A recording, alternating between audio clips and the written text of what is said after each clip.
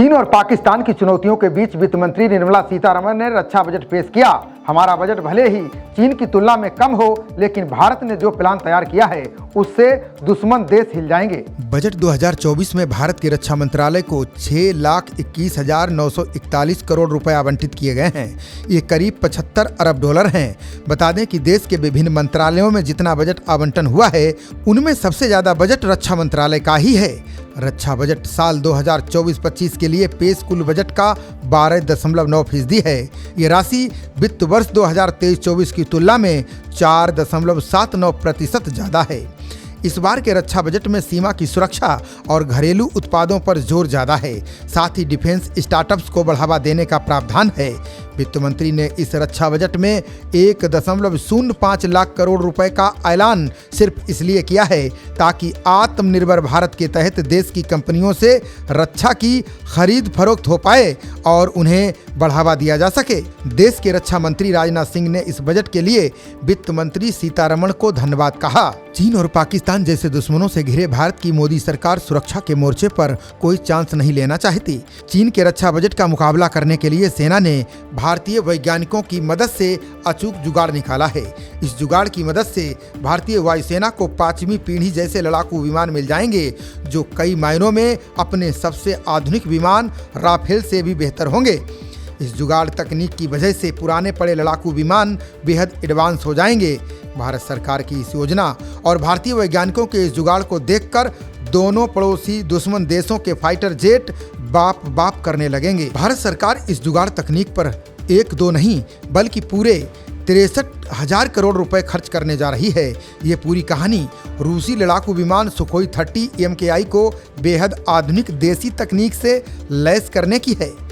इससे ये सुखोई विमान बेहद खतरनाक बन जाएंगे। इनके फीचर्स अधिकतर मामलों में 5वीं पीढ़ी के लड़ाकू विमान जैसे हो जाएंगे।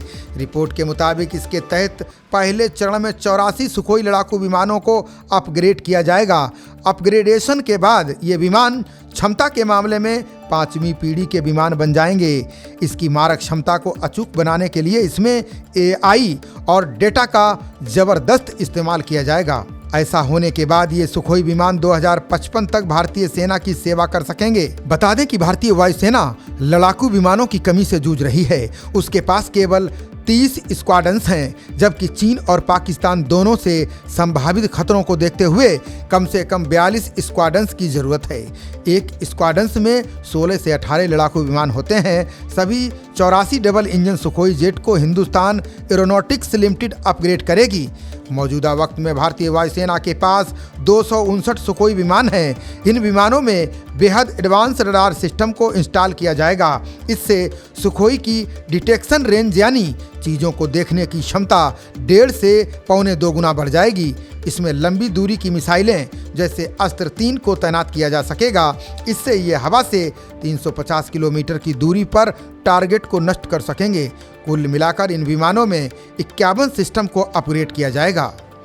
पूरे रक्षा बजट की बात करें तो करीब 6.22 लाख करोड़ रुपए के बजट में से पूंजीगत व्यय के लिए सेना को कुल 1.72 लाख करोड़ रुपए आवंटित हुए हैं। इसमें बड़े पैमाने पर नए हथियार, विमान, युद्धपोत और अन्य सैन्य साजो सामान खरीदना शामिल है।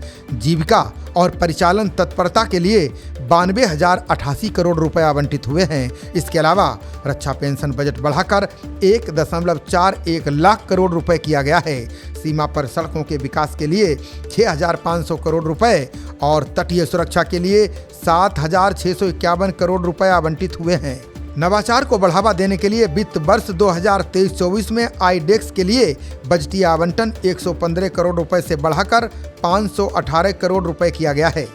रक्षा बजट कुल GDP का 1.9% है। यदि उसकी तुलना चीन और अमेरिका से की जाए तो भारत पीछे है। चीन ने पिछले साल 230 अरब डॉलर का रक्षा बजट घोषित किया था, जबकि अमेरिका का रक्षा बजट 860 अरब डॉलर के करीब है। भारत का रक्षा बजट 2022 में पहली बार 5 लाख करोड़ रुपए के पार हुआ था और 5.25 लाख करोड़ आवंटित हुए थे। 2023 में ये बढ़कर 5.94 लाख करोड़ रुपए हो गया था। पिछले साल के बजट से तुलना करें तो केवल 4.8% की वृद्धि हुई है। विशेषज्ञ कहते हैं कि इसमें यदि महंगाई आदि के आंकड़ों को जोड़ लिया जाए है तो ये बजट 2023-24 में आवंटित राशि से ज़्यादा नहीं बैठेगा। ऐसे में जुगाड़ तकनीक के सहारे भारत ने कम पैसे में अच्छी तकनीक विकसित करने का कारगर तरीका अपनाया है। खबरों का सिलसिला जारी रहेगा, देखते रहिए जनप्रवाद। नमस्कार।